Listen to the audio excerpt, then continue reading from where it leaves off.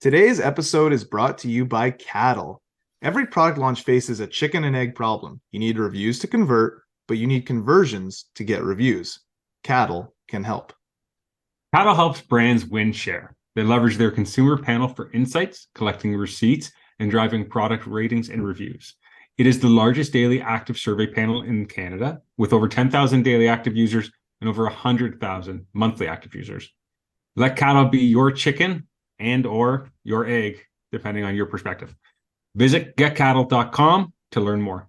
Really heavy invested into right now. So the last 6 years was like growth.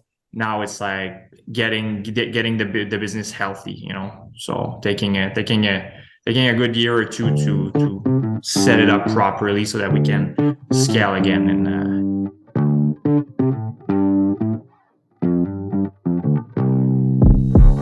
Welcome to Hearts and Carts, the CPG podcast, the podcast about the people behind the products that are winning hearts and filling carts. This cast is for anyone with an interest in the world of consumer products. We're your hosts, Justin Osborne and Alex Hill, and our mission is to bring you weekly content that helps you be a better and more informed CPG professional.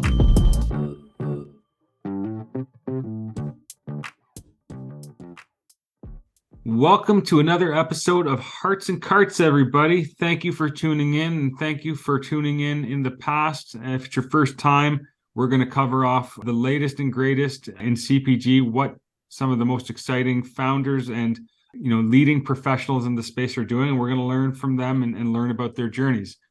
Today, we're going to be talking with an exciting entrepreneur out of Quebec in Canada. Justin, who are we chatting with? We are chatting with Dominic Dube of Evive Nutrition. He is the founder and CEO. He co-founded the company with his wife, and they've created a business that's now sold in 5,000 stores across North America, huge DTC business, and the focus is on smoothie cubes. So just disrupting a category that exists with a new format and an easier way for you to consume your smoothie. So let's get into the conversation with Dominic. Please, if you haven't already, follow and like our social media. Follow us on any of our streaming platforms. And again, 5-star ratings go a long way. So please get on there, give us a 5-star rating, and we'll keep coming out with great content. Here we go. I don't even know what happened to me. You could go ask anyone who knew me. I was really shy and kind of droopy. I got blended up and now I'm smoothie. Ooh, haven't felt this good since I was 18. Hey, Dominic. hey guys, Welcome. How are you? I'm good. You? Doing good. How's you're in Montreal, correct? Not too far. I'm in Eastern Township, so about an hour and a half from Montreal. Yeah. Beautiful. How's the weather over there? Snow. Yeah, a lot of snow. It was supposed to be rain, so we should have some good skiing over the weekend. Perfect. Yeah, we had the same surprise this morning. I think I think the Weather Network missed an opportunity to hype up a storm here, but c'est la vie. Yeah. Well, welcome to the cast. Thank you. Thanks for the invitation, Justin. It's been a while. Yes, it's been a long time. I know it's good to have you on. I'm thankful that you generously said yes, and we can have you on the show. And just thinking about the number of times I've had your product in the past, and even like when I went to Ontario to visit my mom's house, she had it in her freezer, and I couldn't believe it. Oh, no way. Like she went on like a health food journey. Like a year or 2 years ago, she started really changing the way she ate. And like smoothies was a big part of that, like smoothies every morning, right? And so I remember seeing that in there. And so when we were creating this podcast, you were one of the people I was like, we gotta have him on the show, right? Cool story, family company, which I love. So just wanted to sort of share your story and your product with our audience. Perfect. Yeah, no, I'm happy to. And thanks for the invitation, because it's always good to talk about it and share the story. There's still a lot of people don't know us outside of Quebec. Yeah, even though we've been in Ontario and BC for the last 4 years in the grocery stores, still a lot of people that don't know us. I was doing an event actually 2 days ago, and we had about 300 people passing by and sampling the product, and I'd say maybe 1 or 2 people out of 10, knew Evive, and the rest was like, no, I've never heard of it. And so I was like, with all the money we've dumped on Facebook, you've never heard of it? How's that Yeah. possible? I Yeah. think that just means that there's a lot of upside, right? I think, Yeah.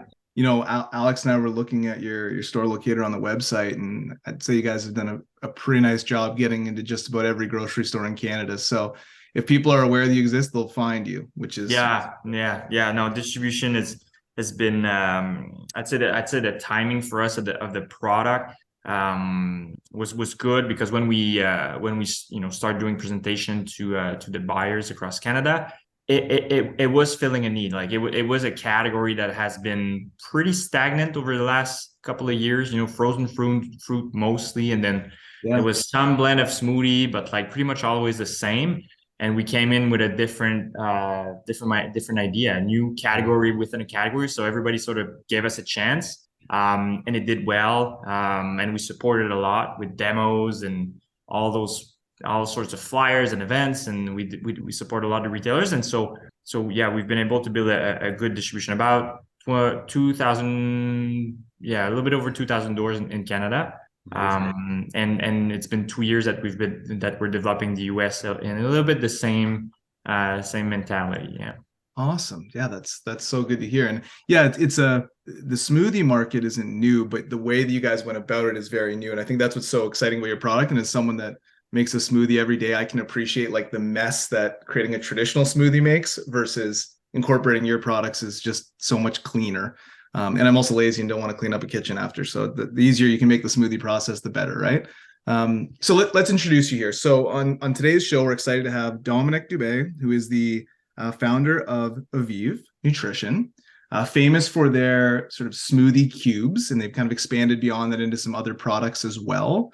You'll find them, as we were just saying, to their point, in the frozen section of most grocery stores across Canada. Too many to name, but the Sobeys banners and Loblaws banners, and out west Choices and Nesters and all of those guys, Whole Foods, of course, Healthy Planet. So just great distribution, amazing product. And I don't want to talk too much about it in the story because I want to leave that to you, because you'll do a better job than I will. So maybe from there, I'll just pass it over to you, and you can tell us about almost like pre you starting this company. Like, what was your life before that? Like, you were in school, right? You met your founder, your partner in multiple senses, and just maybe talk about that, and then how that, the transition into starting a company, where the idea come from, and the whole story behind it. Sure. Yeah. So it's been 7 years since we started Evive. Back then we were at the end of our university. So I was doing mechanical engineering, and Claudia, my partner and wife, was doing psychoeducation.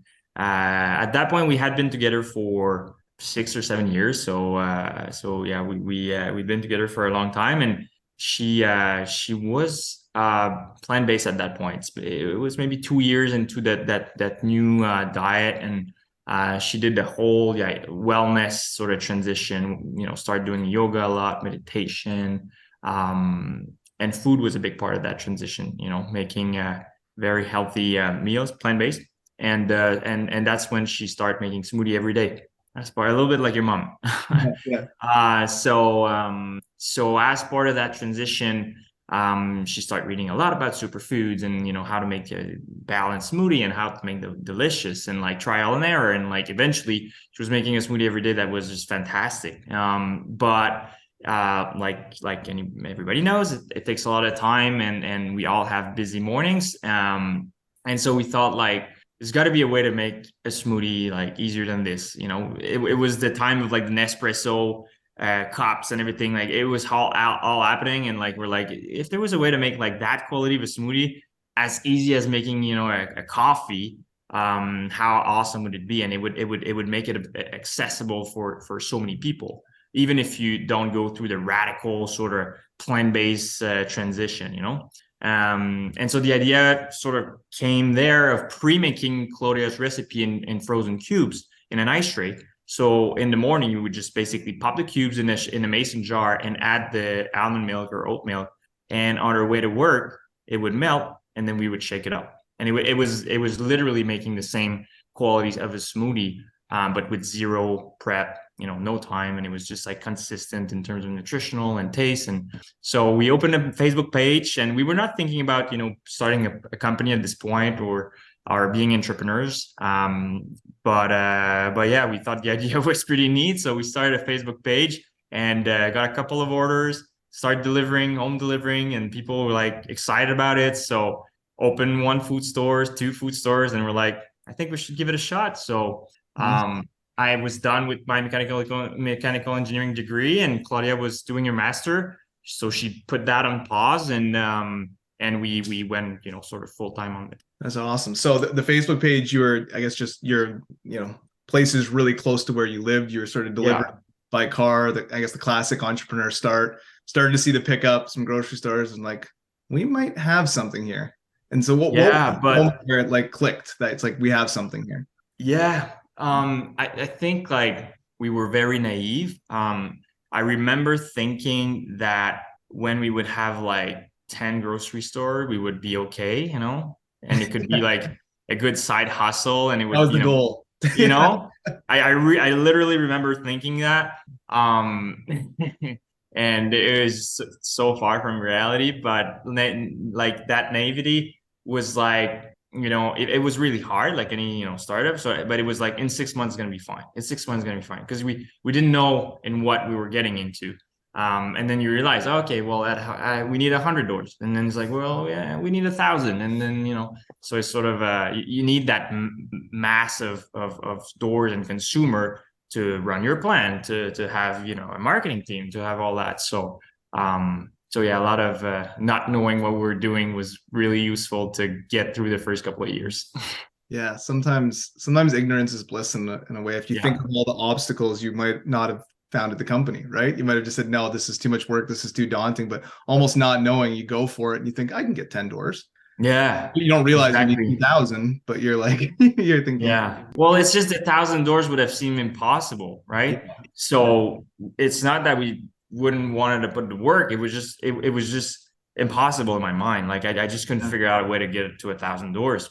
But you figure out, we didn't know that a distributor existed, so initially we would we would deliver with our car to the grocery stores, the inventory we have. And then somebody told me about distributor, and I'm like, oh, that sounds like a neat idea. But then I heard that they took like 25%. And I was like, I don't have 25% to give to the distributor. That doesn't work. So anyway, you learn along the way and you figure it out. But yeah.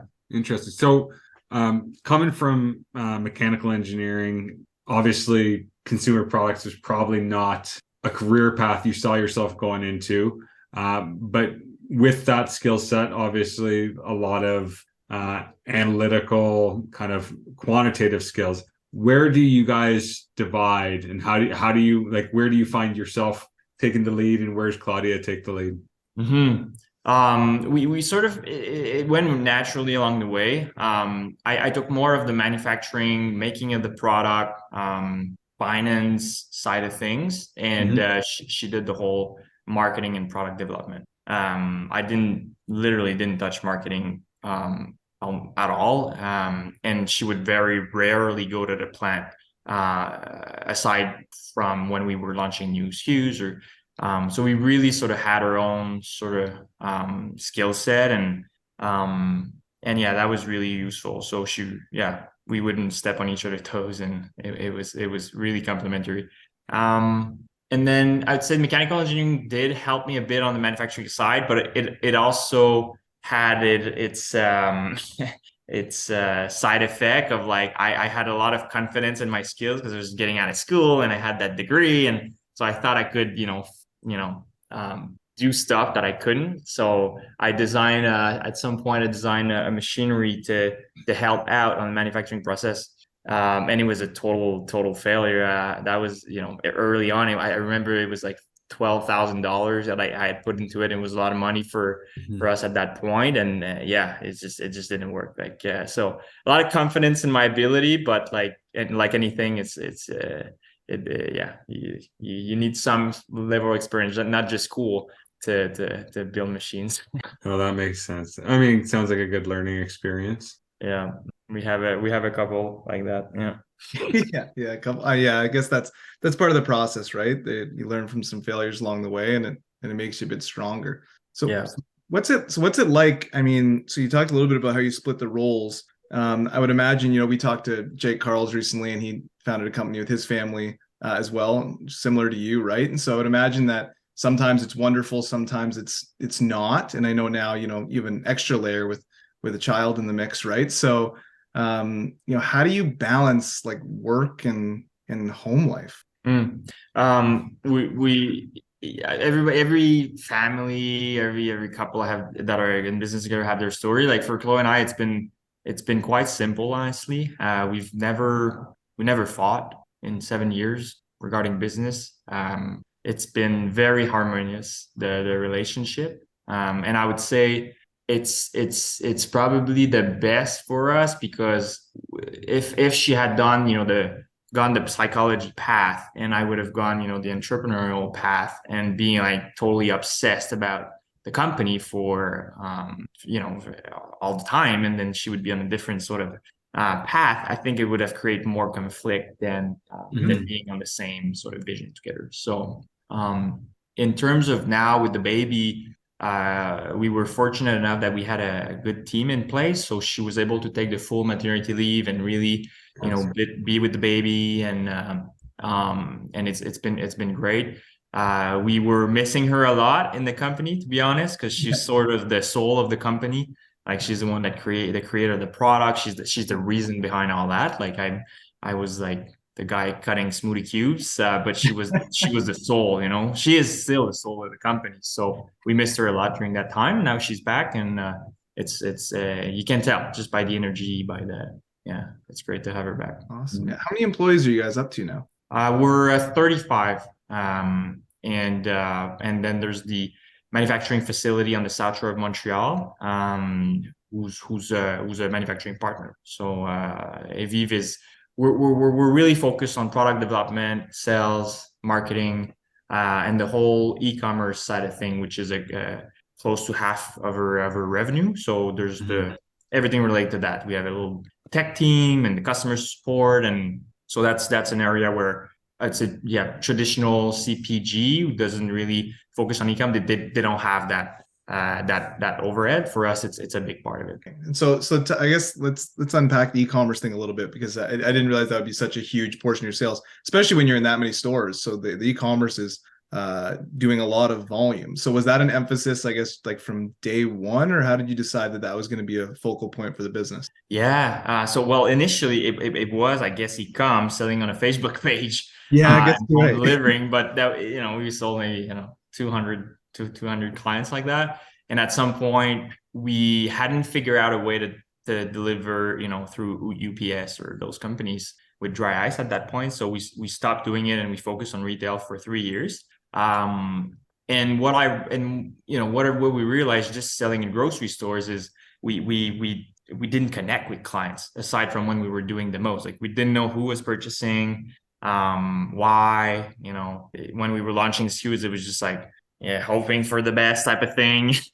Because you can't really buy any consumer data or do like huge, focus group. Like you can do a little, but anyway, we felt pretty far from the consumer. And so my idea was let's sell online. And I didn't really believe in it at first. I'm like, I think I can get like 100 clients who would love to receive a box every month and pay a little premium for having their own delivery. So that was the intention, and having those 100 clients to talk to them and try new products, and being I call it like the little Evive lab, and so we launched it, and then we did get the 200 clients in the first 4 or 5 months with very minimal investment just through social media, and then we aired on the Quebec version of Dragon's Den, which is a very popular show here in Quebec, as much as Dragon's Den is for the rest of Canada. And so we basically overnight got 2,000 orders, within 24 hours. So if we hadn't had the e-commerce, we would just left all that potential on the table. But at that point, the e-commerce became very meaningful, and so that at that time it sort of pivoted the whole company, the way we structure it. It became e-commerce first for the next couple of years. Yeah, wow, that's amazing. Yes, the little lab turned into a huge lab overnight with that. Yeah. Well, we found out that there was a real demand. Like people wanted to order frozen smoothies online and in a subscription model to have it every, basically fill your freezer every month. You don't have to do anything, and it allows us to innovate quicker. And yeah. So let's talk about the product specifically, like what the product is, because we haven't really. We haven't really dove into that yet. We've been talking about the story of the brand, which I think is super important, right? Because you guys are involved so heavily in it, and it's your brand and your creation. But let's talk about what the actual product is, because I said I think at the top smoothie cubes, but that might not be as self-explanatory for someone that hasn't seen it. And then we can go into, you guys have launched some new SKUs as well, and maybe talk about those. Yeah. So I talked a little bit about how the idea came together. We like I said, we started making smoothie cubes. Basically the idea was to make a blender-free smoothie. So how can you in the morning make a great quality smoothie without using a blender? And so initially those frozen smoothie cubes, they were cut by hand. We would blend the smoothie, pour it in a sort of plate, and then freeze it in a rack. And then I had a big knife and I would cut cubes and scoop it in the bag. And that was it for the first 2 years. And then it is just like insanity, like the amount of physical work that goes into cutting frozen cubes. And so that's when we had the idea of the wheel. I don't have one with me, but we call it a smoothie wheel. It's like a slice of orange, and you have those little wedges of smoothies. Mm-hmm. And so really like 1,000 times better to manufacture, because you basically, fill it automatically, and then you put a seal, and then we flash freeze it. And it's also like awesome on the convenience side of things, because you want a smoothie, you take the wheel, you peel it off, you can put 4 cubes for a small smoothie, 8 cubes for a full breakfast. And that's it. It's like, it's consistent experience, it's great. Doesn't go bad ever. That's the product. And it's really a full, like all-in-one smoothie. So we have it's just not just like bananas. Like you have the fruits, you have the veggies, you have the superfood like baobab, moringa, spirulina, like stuff that most people wouldn't throw in their smoothies that are highly nutritious. And then there's the proteins. We have from 6 grams to 18 grams of protein per smoothie. And all you have to add is your liquid. So water, oat milk, whatever you choose. So you can make it without a blender, or you can throw it in the blender. And it's even, quicker, and the texture is a bit more icy. I actually, if I have time, I prefer to blend it. Yeah. More of like a frozen slushy type of drink. Yeah. Talk about the formulation. Like, obviously it sounds like Claudia was making her own menu of smoothies. Like, how has that evolved over time? And what superfoods you guys include? Yeah. So her recipe it was a lot of, reading about those superfoods and, putting it together so that it tastes great and, it felt nutritious. But when we start creating a product and we came up with a nutritional table, that's when we had the opportunity to optimize it. So we balanced the superfood and the protein to make sure you had like a certain amount of protein, certain amount of vitamins. And so there was a round of like making them as dense as possible before we launched the product. So we balanced those superfoods in all the recipes and the protein.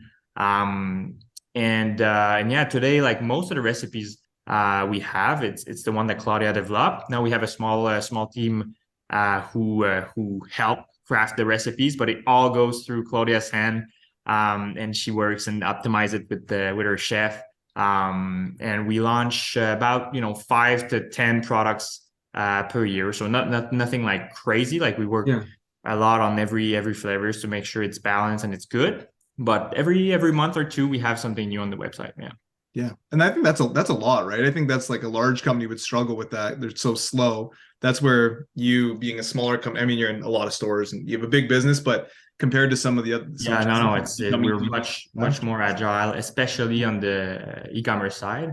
We don't have to make crazy packaging. It's a label on the smoothie wheel, and there's we don't need to go through presentation and sell sheet and trade shows. It's just like take a picture, boom, it's live. And and that's like the power of like you get the feedback so much quicker. You get that, like you talked about, that direct one-to-one relationship with the consumer, and then if the idea is bad, let's say, maybe you don't go to retail with it. If it's crushed, Exactly. you go to retail. It kind of like, is the listing fee going to be worth it? Is the free fill worth it? You can almost test that out, which is really nice. Yeah, no, it's exactly what we did. There's the last 2 SKUs we launched at retail were ones that, you know, we had great success online. And also, as you make them, you know, from small batches to scale up, you realize, oh, you know, maybe the margin on this product is not as good as we thought. And there's some issues with manufacturing, you know, it's more complex, it's longer, whatever. And you're like, oof, like if we had launched it at retail, we would be like squeezed on, because it's a different margin profile, right? So yeah, that's another perks of testing it. Yeah. I can imagine, like, not just like what resonates, but also just having like repeat and like what people are coming back for, things you don't normally get unless you're paying premium retailer packages and stuff like that. It's pretty awesome to have. The only thing is, we definitely got excited a lot about ideas, and you wanted to talk about the other product we've launched. And that's where we didn't follow the process we should have. We had this idea for a number of years to launch soups in cubes, because for us it was the same, you know, concept, you know, cubes of soup, like great idea. Just throw a cube and add water and you have like a meal in a soup, and in a soup format. And so we worked quite a lot on this for about a year, new co-manufacturing partner, et cetera, develop the recipes, which are awesome, and then launch it online. But got so excited about the idea then that we didn't want to wait for 6 months of data online to start presenting it at retail and develop the packaging. And then you're a year later. So we sort of did retail in parallel and launched it across the board, paid all those listing fees, launching online. And then 6 months after the launch, it's like, yeah, it's okay, but like people they're not getting it. Like they just don't get it. What's a soup in cube like? And it wasn't turning as well as we thought. So we had to pull back at retail about a year and a half later, and now online it's also like a product that we're going to discontinue. So yeah, we have a process, but sometimes you get excited and you just skip ahead, and it's tough learnings. Yeah, let's talk a little bit more about retail, because you guys are in a lot of doors, and I'm just curious about that experience and how you and Claudia have navigated it. Obviously, it sounds like your team's growing quite a bit. And then, you know, maybe let's start by just talking about the journey of getting to 2,000 doors in Canada. We kind of started on that topic, but also like opening up an entirely different country and what that's been like. Yeah. So we started in Quebec, door to door. The first 20, 30 stores, it's just me and Claude. I was driving around and presenting the product. You hear the baby? I don't hear it, but okay. The look on your face tells me something. My little guy was screaming about 5 minutes in. If you guys didn't hear that. Oh yeah, no, I didn't hear it. Yeah. It happens. Don't It's bedtime. It's bedtime, and we're at my Claudia's parents' place, so it's never as, you know, not perfect. We both get it. We've been there. Yeah. How old is your little one? You have young kids, right? Same age. Year and a half. Mine's 14 months. My little guy's 14. Yeah. Mine's a little bit older, so I'm 3.5, so it's not. I'm past that stage now. I'm at the stage where he just doesn't want to go to sleep and just gets up and walks out of his room. It's a different problem. Yeah. So starting in Quebec, first 30 doors we opened them by ourselves. Then we got our first distributor. They basically help us do more presentation, but no listing, like just like door to door. In Quebec, it's a great market for that. Just so you know, Alex, I don't know, probably you have experience in Quebec as well. It's on Quebec, yeah. So a lot of backdoor opportunities, like even in the big chains. So through the distributor, we went to about 150 doors backdoor, and then we start getting our first listings. Then I started doing some trips in Ontario, did the same thing, opened the first 10, 15 doors on a couple of trips, just presenting and, but I didn't have a distributor. So I was basically opening the doors and telling them like, I'll find a distributor soon to deliver you the product. So I took that list of 10, 15 clients and I went through a distributor called John Luca. in Ontario, and said, "You guys want the line?" I've been chatting with them for many months, but they were like, "We're not going to take your brand if you don't have any doors. Like, it's like too much work." The chicken and 10, 15 doors is very little, but they believed in the product and they took it. And that's how we started. They built, again, same thing, door to door, natural food stores, to about 100 doors, 120 doors. And after that, we started to get some opportunities national. So we opened Sobeys National, and opened up out west with Horizon. Didn't do as much trip because it's very far, and so that took a little bit more time. But Horizon was a great partner to open up doors. Out west, we did hire a broker to help out because it was just too far for us.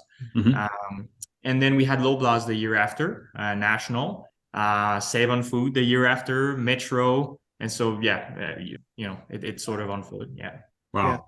Yeah. But having the right sales team, we had great people. I was at a certain point, you have a little bit of money to hire, more experienced folks. So when we hired our first director of sales, she had some, extremely great contact, the right broker. Like for Loblaws, it was just getting the right broker, honestly, because I was trying to have those conversations, but I wouldn't speak the right language. Like it was just like I was speaking Mandarin to them, and he wanted me to speak English. It was just like we couldn't understand each other. I was like, "What do you mean $20,000 listing fees?"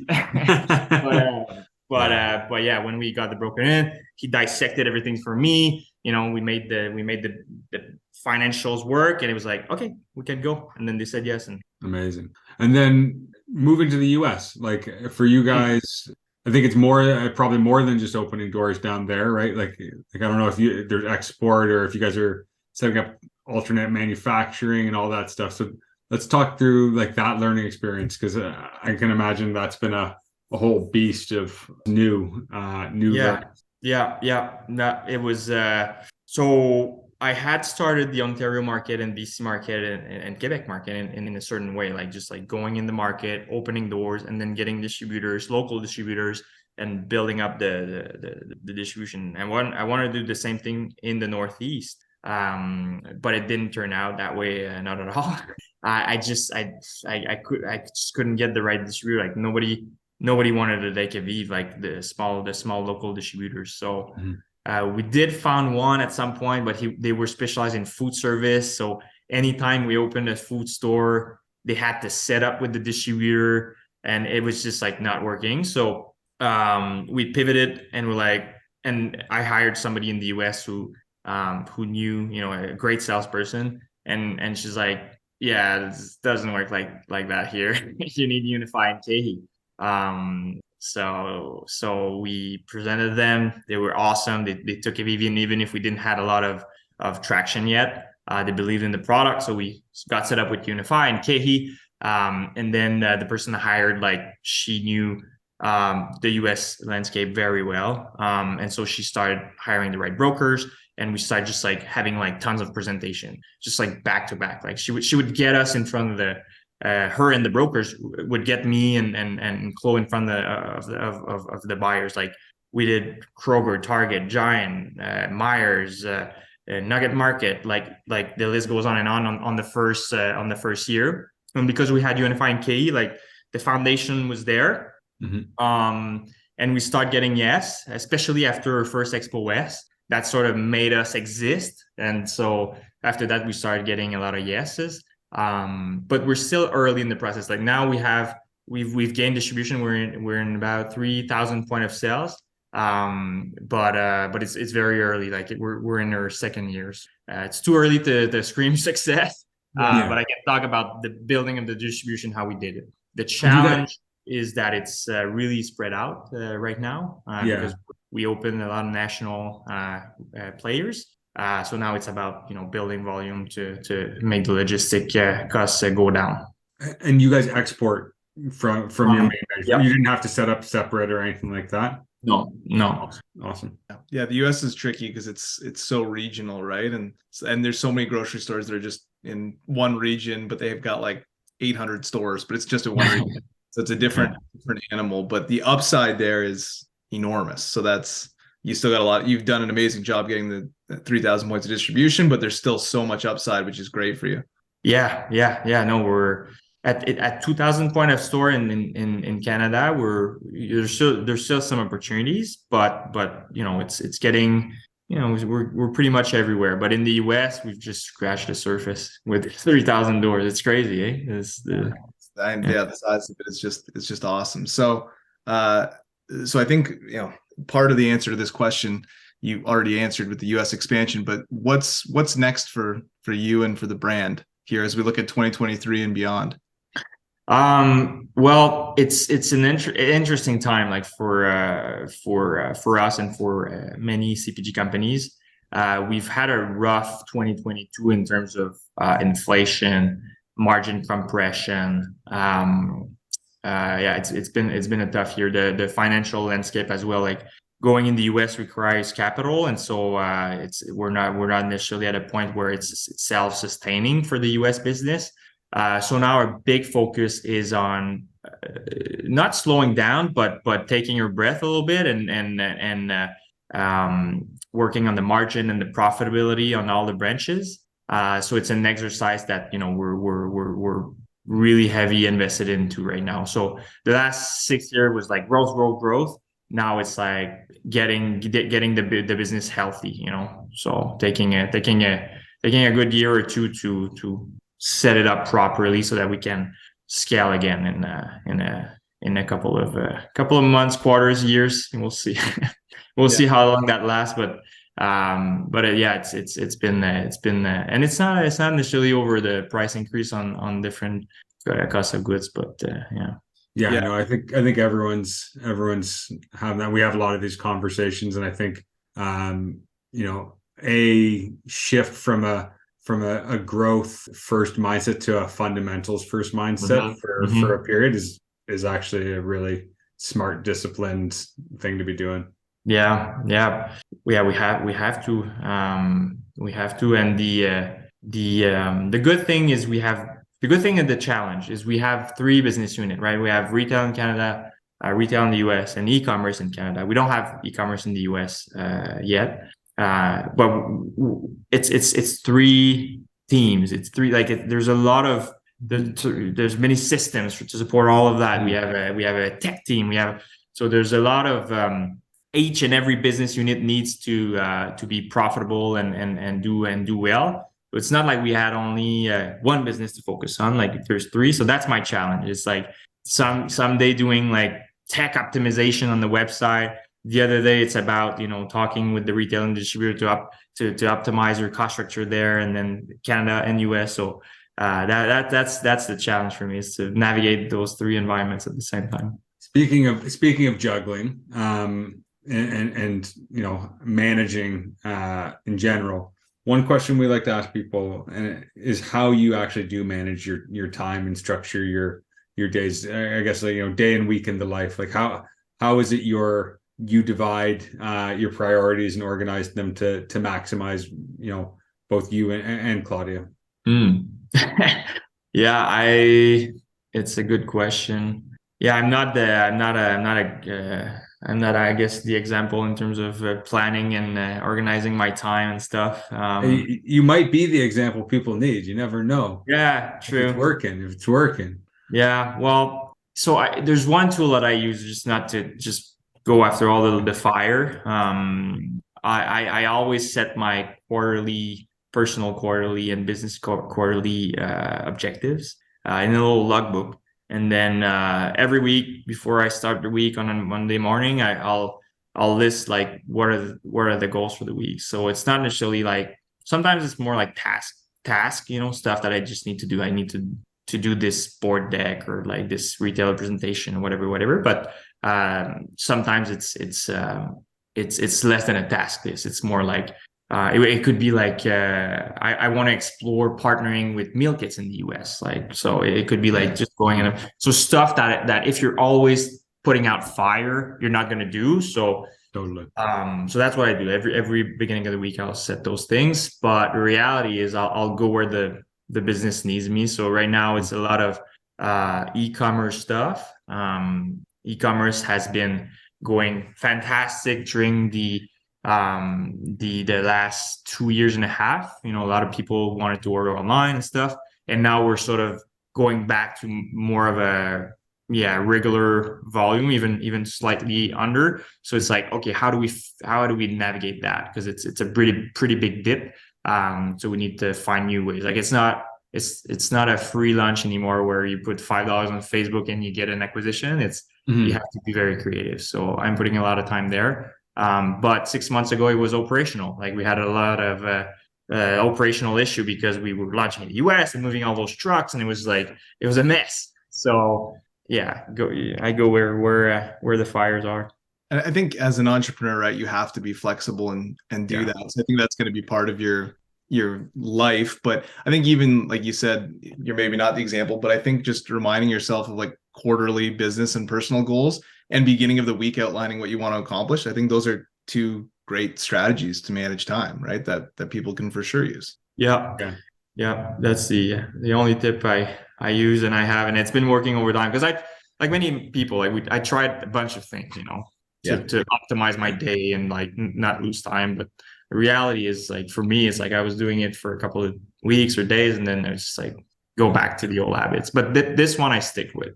Yeah, I think it's a good one. Like I always say to my team, like, you're going to have too many things to do, right? Like fires and all those things that draw your attention. And it's all, I use an analogy often of like a bucket that's being filled with a hose, and the hose is to do, and your job is to find the biggest rocks to pull out. And an exercise like you're doing of defining quarterly and weekly helps you see those bigger rocks, right? And not lose focus on them. So I think it's a good practice. Yeah. You guys do the same? I'll just plug my computer. Yeah. I think I need to do a better job of outlining that every Monday, to be honest. So I think that's good advice that I'll take away for sure. Another question we like to ask people, and I'm interested to hear your perspective because you're on the other side of the country from me. What is a brand or a product right now that you are like in love with, either using the product or you just love what they're doing from a marketing standpoint? Like I'm more like, I'll talk more about a category that I'm really interested in right now. Is functional everything. Like mushrooms in food. Like I just like, that's something I've started consuming, whether it's within coffee or chocolate, lattes. So a couple of brands to mind, like Bloom. There's a new, I think it's Good Chocolate. Susie York started a functional chocolate company.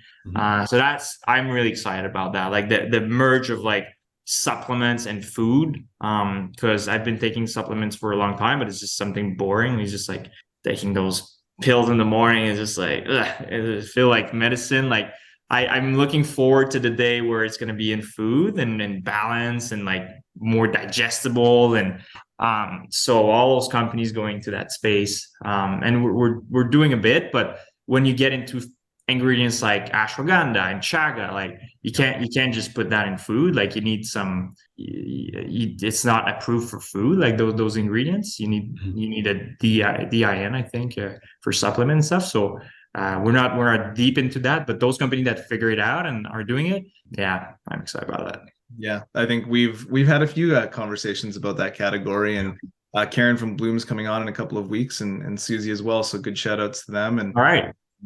And Four Sigmatic's another one that comes to mind when I think of that space. But an exciting space for sure that seems to be growing, and the way they're incorporating it into their products is sort of, it's in a way that I want to consume versus, like you said, like just taking the pills in the morning. Like having coffee is a much more enjoyable experience than that. Yeah, taking a piece of dark chocolate in the morning and knowing that you have your vitamin K and D and B, and it's just, it's awesome. Yeah, much better. Love that. Last question. One we like to ask is, if you were talking, let's say, to Dominic circa 7 years ago, someone coming out of school, maybe looking at either a career in selling physical products or even being an entrepreneur, and you had to give one or two pieces of advice, what would you be saying? Yeah, I guess something I would do differently is surrounding myself with a partner. Like I would have a third partner in that case, or like next venture, like somebody that is very strong with financials. just like that would personally would complement me a lot.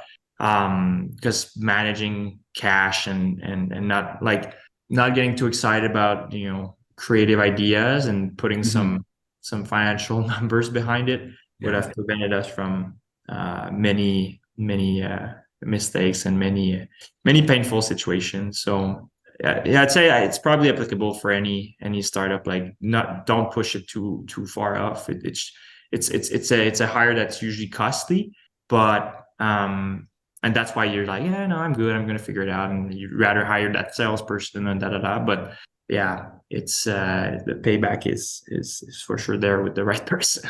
Yeah, it's so important to have people that like have different strengths, right? Like I've found a lot of the times that sales and marketing can be too optimistic about things. Finance sometimes is too pessimistic, and the truth is somewhere in the middle. So you need that balance. Otherwise, if you're all optimistic, then you're way out of touch with reality. So you do need that of functions and strengths for sure. Yeah, absolutely. So that would be it. Awesome. Cool. Well, really appreciate it. Hopefully we didn't keep you fully from bedtime and you can go say goodnight, but no, it's all good. But I really appreciated the chat. Hope to see you guys next time I'm in Vancouver. Yeah, we'll see you at CHFA hopefully if you're going to be there, and really appreciate the time, especially on a Friday night. Go enjoy your weekend, hopefully relax, and again, really appreciate it, and talk soon. Yeah, thank you guys. It's been a great chat. Have a good weekend. Thanks, you too, Dominic. Bye. Bye.